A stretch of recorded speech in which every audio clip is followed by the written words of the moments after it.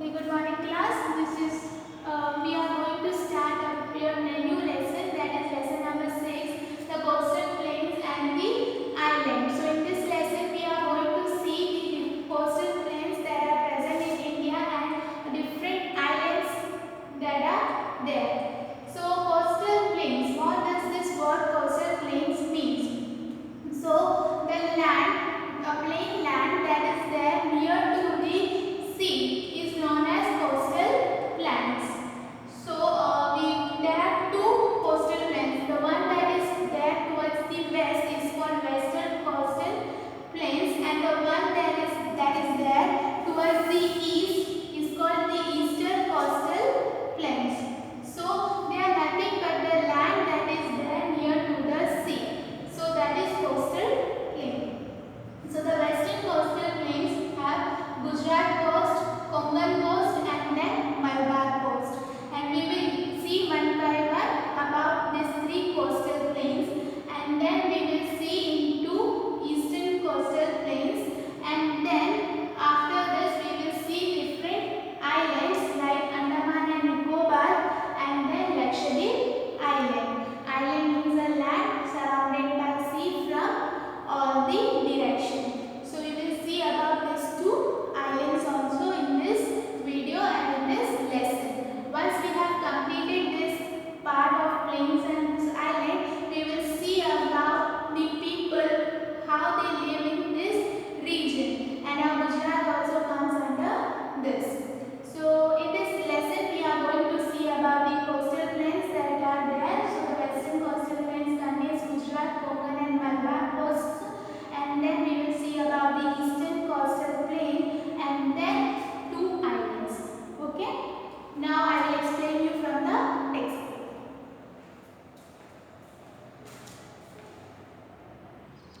So India has a long coastline. So India का सबसे यानी सबसे लॉन्ग नहीं बोल सकते पर एक लॉन्ग कोस्ट लाइन है जो 7,600 किलोमीटर लॉन्ग है. The coastal plain is a strip of plain land near the sea. So I have explained you that the coastal plain is nothing but this land near the sea, plain land near the sea. The Deccan Plateau is surrounded by narrow coastal plains on the eastern and western sides. So this Deccan Plateau that we have seen in the previous chapter is surrounded by coastal plains from eastern and western side. In this figure you can see that Deccan Plateau is surrounded by the eastern and western sides, coastal plains from eastern and western sides. This Konkan coast, Malabar coast to the south side, and then we have the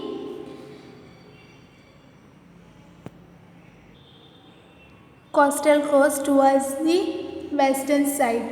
Okay, so we have three: Gujarat coast, Konkan coast and Malabar coast that we are going to see in this chapter. Deccan Plateau is covered by coastal plains on the eastern and western side. So the plain along the western coast is called western coastal plain, and the plain along the eastern coast is called the eastern coastal plain. So these both plains meet at Kanyakumari, which is the southernmost tip of the Indian mainland. We have seen in the previous chapter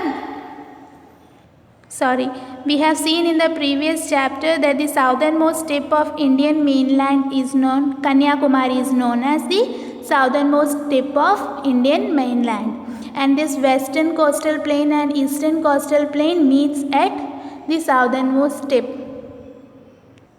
So first we will see about the western coastal plain. So this western coastal plain lies between the Western Ghat and the Arabian Sea. In this figure you can see that the western coastal plain lies between the Western Ghat and the Arabian Sea. Here we have Western Ghats and Arabian Sea, and this western coastal lines falls between them. Okay. So it extends from the Gulf of Kutch in the north to the Kanyakumari in the south. So here we have Gulf of Kutch. From there it starts and ends towards the Kanyakumari in the south. So it starts from the north and ends in the south.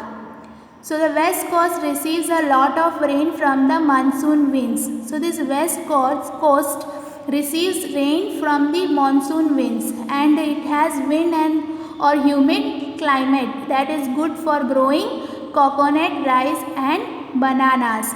So this place, the place that I am showing you from my hand, this Malabar coast and Konkan coast, has the wet or humid climate, and that is good for growing coconut, jo nariyal, rice and kele, bananas. They are good for growing such things. Kandla, Panaji, Mangalore and Kochi are the important seaports on the western coast. So these are the important seaports: Kandla, Panaji, Mangalore and Kochi. So this western coast plain is divided into three parts. The one is Gujarat coast, then Konkan coast and Malabar coast. So these are the three western coastal plains are divided into these three parts. So first we will see Gujarat coast. This part lies in Gujarat between the Gulf of Kutch and the Gulf of Khambat. So Gujarat coast lies between Gulf of Kutch and Gulf of Khambat. Konkan coast is a middle part of the western coastal plain and it extends from the Gulf of Khambat to Goa. So the Konkan coast is the actual middle part because it starts from Gujarat coast and ends at Malabar coast.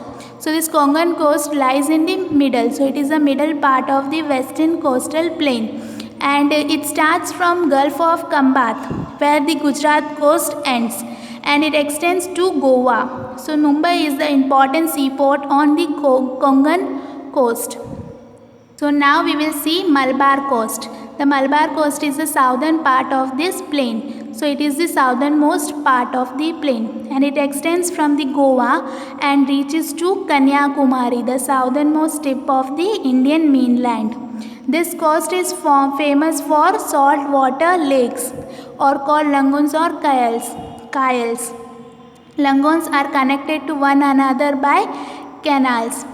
And Kochi is the most important seaport and has a huge shipbuilding yard. So in Kochi you will find the huge shipbuilding yards where ships are built, and it is an important seaport. Now we will see eastern coastal plain.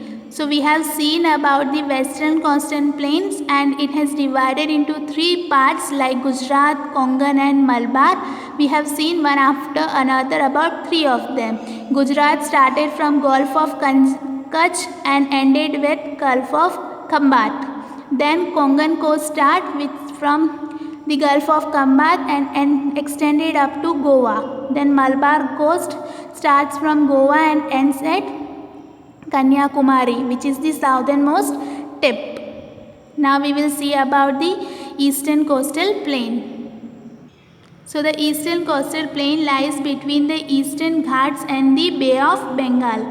So this eastern coast plain lies between which two places? Eastern Ghat and the Bay of Bengal.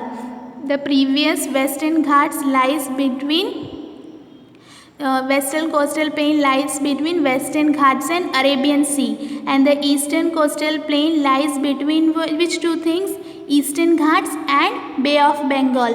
There was Arabian Sea, here Bay of Bengal, and its width is 150 kilometer, and the rainfall is low in the region. Their rainfall was high, right? They received lot of rainfall in monsoon winds, and it has a wet or humid climate.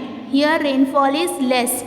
Mahanadi, Godavari, Krishna and Kaveri rivers flow from deltas along the eastern coast, and as a result this area is very fertile. So these four rivers flows from this eastern Ghats. So as a result the area is very fertile, means they are good for agriculture. Sugarcane, cotton and tobacco are grown here. sugarcane, cotton and tobacco grows here. The northern part of the coast is known as Northern Circus, and Vishakhapatnam is the most important port. So here, which is the most important port of eastern coast? It is Vishakhapatnam. The Coromandel Coast is the southern part of the eastern coastal plain, and the coastline is straight. Here the coastline is the straight one. And Chennai, the third largest port of India, is situated here. Means eastern coastal plains include Chennai also, which is the third largest port of India. And here we have Vishakhapatnam as the most important port.